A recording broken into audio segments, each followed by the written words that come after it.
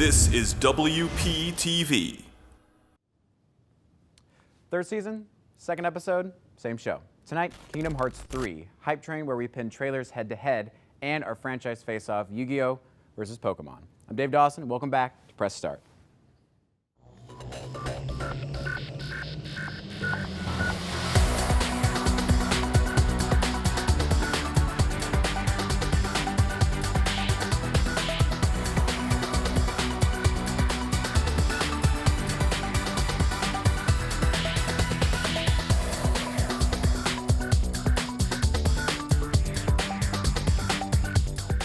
Reading our news this week is my good friend and fellow comedian, Mary Grace. Thanks, Dave, and hello, everyone. I'm Mary Grace, reading the news this week. The Game of Thrones creators, David Benioff and D.B. Weiss, will see their beloved HBO epic launch its final season next year. However, news broke out this week on the official Star Wars website revealing that both showrunners will be writing and producing a new series of Star Wars films.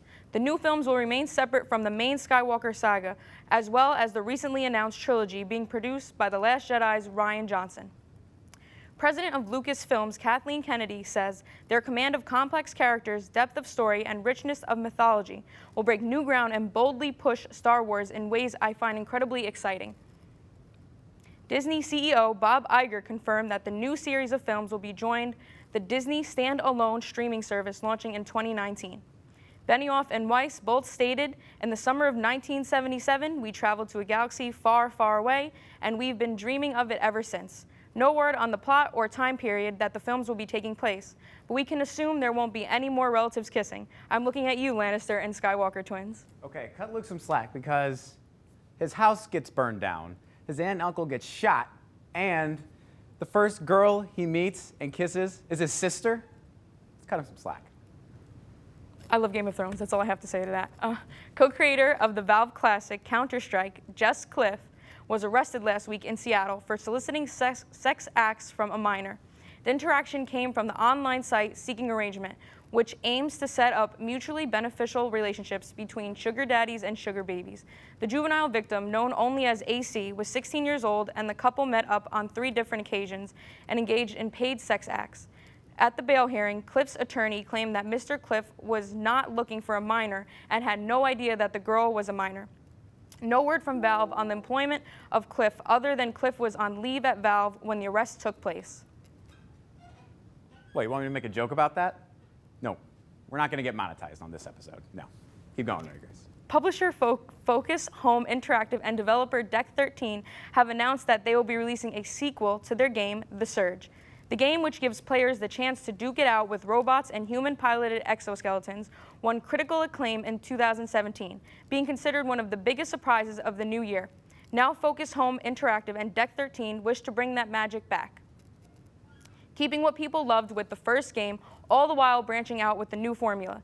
The Surge 2 will be set in a whole new and more detailed environment and will also expand off the original game's limb targeting system, which allowed for players to strike specific areas of an enemy so that the components could be preserved. Deck 13 also promised more weapons and abilities overall. The Surge 2 is set to release sometime in 2019.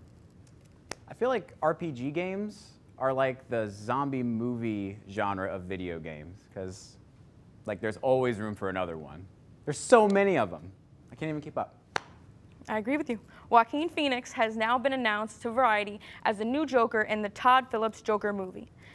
Phillips had originally approached Leonardo DiCaprio for the role when Phoenix, who turned down the role of Lex Luthor in Batman vs. Superman, was available. He jumped to the top of Phillips' list. The movie will be under a to-be-named section of the DC Universe, and no word whether this is the supposed reboot of the universe after the Flashpoint movie.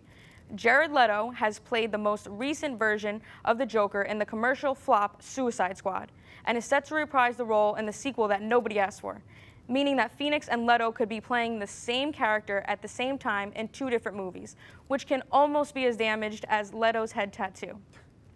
Phillips has said that his Joker origin story will take place in the 1980s and will be a more gritty crime drama than a comic book movie, which has some fans concerned with the recent failures of DC's other gritty films such as Dawn of Justice and Man of Steel.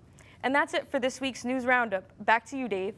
Thanks, Mary Grace. But I think we can all agree that Tommy Wiseau would make the perfect Joker. We'll be right back with Kingdom Hearts 3 feature story.